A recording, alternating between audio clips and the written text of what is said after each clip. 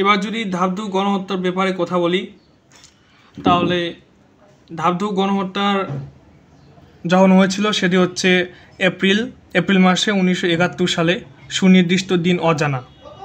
তারপর স্থান হচ্ছে ধাপধূপ বিল, ইসলামপুর ইউনিয়ন, বোদা উপজেলা, পঞ্চগড় জেলা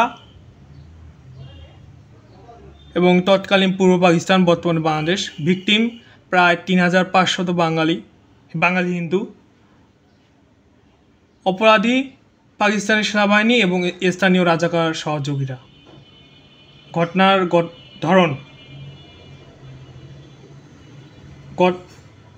ধরন হচ্ছে গণহত্যা, গণনির্যাতন, যৌন সহিংসতা। পটভূমি যদি বলি, পটভূমি, অনেকে বলেন পটভূমি, আমি বলি পটভূমি। তারপর মূল কথা আসা যাক।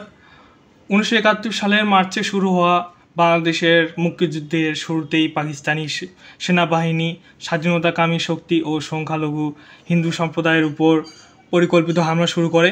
সহিংসতার ভয়ে প্রায় 3500 হিন্দু, নারী, পুরুষ ও শিশু ইসলামপুর, সুখানপুখুরি ও আশেপাশের গ্রাম থেকে পালিয়ে ইসলামপুর ইউনিয়নের ধাপধূপ বিলের পাশে একটি আমবাগানে আশ্রয় নেন এবং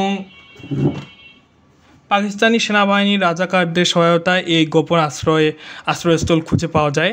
পরবর্তীতে যারা পাকিস্তানি সেনা ছিলেন তারা মেশিন গান দিয়ে গুলি করে হাজার হাজার নিরীহ মানুষকে হত্যা করেন। বেঁচে যাওয়া অনেককে বেয়নেট দিয়ে খুঁচিয়ে মারা হয় এবং অনেককে বিভিন্নভাবে নির্যাতন চালানো হয়। লাশগুলো ধাপধূপ বিলে ফেলে দেওয়া হয়, আশেপাশে কবরগুলোতে মাটি চাপা দেওয়া হয়, গণকবরে মাটি চাপা দেওয়া হয়। এই ছিল উত্তরবঙ্গের অন্যতম বৃহৎ গণহত্যা। এরা ছিল একটা সংক্ষিপ্ত তথ্য আর কি। সম্পূর্ণ বলতে পারবো কিন্তু এ গরমে পারবো না। আর পরিণতি ও স্মৃতিচারণা।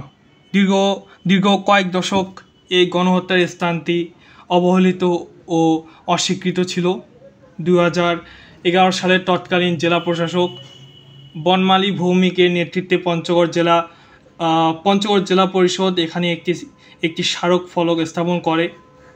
এখন এই স্থানটি সম্মিলিত শোক ও ইতিহাস স্মরণের প্রতীক হিসেবে পরিচিত।